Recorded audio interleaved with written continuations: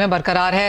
लेकिन दूसरी बड़ी खबर जो कल आई वो ये थी कि रशिया का जो ब्लैक सी में जो काम है वो उसका जो इनिशिएटिव है वो फिर से रूस की वापसी का हमने यहां पर होता हुआ देखा है।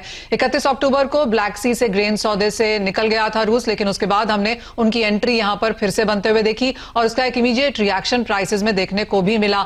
गेहूं की बात करें तो ओवरनाइट यहां पर 5% की गिरावट थी। खाने के तेलों में भी यहां पर थोड़ी सी मंदी देखने को मिली। अगर पाम की बात करें तो वहां पर लगातार एक बड़ा जरूर देखने को मिली है और वो इसलिए क्योंकि डेटा थोड़े से वहां पर पॉजिटिव बनते हुए नजर आए, लेकिन बाकी कमोडिटीज में हल्की सी मुनाफा वसूली फिर से लौटी है। हमारे साथ मिस्टर झुनझुनवाला यहां पर मौजूद है। नमस्कार, आप कैसे देखते हैं रशियन का जो ये स्टेटमेंट वापस से आया, जिस तरह का इंपैक्ट हमने खाने के तेलों पर पड़ता हुआ देखा, कैसे रीड करते हैं आप इस बैक एंड फोर्थ स्ट्रैटेजी को? नमस्कार मनीषा जी, जो अभी रिसेंटली टर्की का स्टेटमेंट आया है कि वापस शायद रिज्यूम कर सकते हैं ग्रीन कॉरिडोर का मूवमेंट, तो मेरे ख्याल से वो वेलकम स्टेप है और वो आता है तो प्राइसेस में सन के प्राइसेस में इन पर्टिकुलर थोड़ा सा शॉर्ट होगा, मतलब थोड़ा कम होगा। और बाकी ओवरऑल देखिए तो एक स्टेबिलिटी बनी हुई है। इंडोनेशिया में भी अब एक थोड़ा सा स्टेबिलिटी है, थोड़ा सा प्राइसेस जो हैं जो लोअर से उससे थोड़ा सा 10 से 15% बढ़ के अब रुके हुए हैं। और बाकी ब्राजील में थोड़ा सा जो B30 से B35 की तरफ उन्होंने जो बायोडीजल का मैंडेट बढ़ाने की बात की है उससे थोड़ा सा मार्केट फर्म है। अर्जेंटीना में थोड़ा सा ड्राउट या थोड़ा सा जो पानी की कमी की वजह से थोड़ा सा वहां भी प्राइसेस स्टेबल हैं या फर्म की तरफ है। तो ओवरऑल मार्केट अभी हल्का सा फर्म हुआ है लेकिन स्टेबल है। अब कल एक बाली में बड़ी कॉन्फ्रेंस है इंडोनेशियन पाम पर, तो उसमें वर्ल्ड के एक्सपर्ट्स आएंगे, वो अपनी व्यू देंगे, तो उस पर क्या रिएक्शन आता है। लेकिन overall Indian supply line is good and मेरे ख्याल से सन के जो ये ग्रीन कॉरिडोर अगर मूवमेंट चालू हो जाता है तो सन का भी प्रॉब्लम खत्म हो जाएगा। क्या आप गापकी कॉन्फ्रेंस की बात कर रहे हैं और एक्सपेक्टेशन बाजार को काफी हद तक वहां से है कि क्या ग्लोबल डिमांड का निकल के आता है, रशिया में यहां पर क्या है, लेकिन आप क्या एक्सपेक्ट कर रहे हैं? क्योंकि फेस्टिवल सीजन ऑलमोस्ट निकल चुका है लेकिन शादियों का सीजन सामने है, क्रशिंग यहां पर जोर शोर से है। भारतीय बाजारों में इस वक्त किस तरह की सप्लाईज और डिमांड की एक्सपेक्टेशन है? देखिए सप्लाई अच्छी इस टाइम पूरी है और हमारा स्टॉक भी पूरा है और जितना स्टॉक हमको किसी भी ऑयल का चाहिए वो सब हमारे पास इंडिया में अवेलेबल है। लेकिन डिमांड भी जैसा आपने कहा कि मैरिज सीजन शुरू हो रहा है तो उसकी वजह से डिमांड भी अच्छी है। तो हमको अपना कंटिन्यूअस इंटरनेशनल मार्केट में बने रहना है।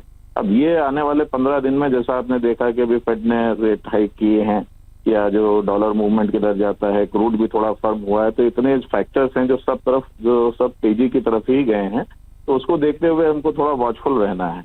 लेकिन सप्लाई लाइन और प्राइसेस के हिसाब से कोई अभी वरी की चिंता नहीं है। ऑल दो मेरा जरूर ये कहना है कि अगर कोई प्राइसेस में डिप आती है तो इंडिया को तुरंत स्टॉक को फिर से भरना चाहिए। अजय जी, ऑफ कोर्स सरकार की तरफ से हमने यहाँ पर मेजर्स भी आते हुए देखे हैं। TRQ की अगर बात करें या फिर जिस तरह से स्टॉक लिमिट हटाने की यहाँ पर बात की गई है, इंटरनेशनल क्यूज तो यहाँ पर हैं ही। भारतीय सरकार के मेजर्स आप कैसे देखते हैं? देखिए मैं तो समझता हूँ गवर्नमेंट बहुत ही ज्यादा रिसेप्टिव है और जो हम लोग सजेशन देते हैं उस पर भी सरकार का तुरंत एक्शन आता है।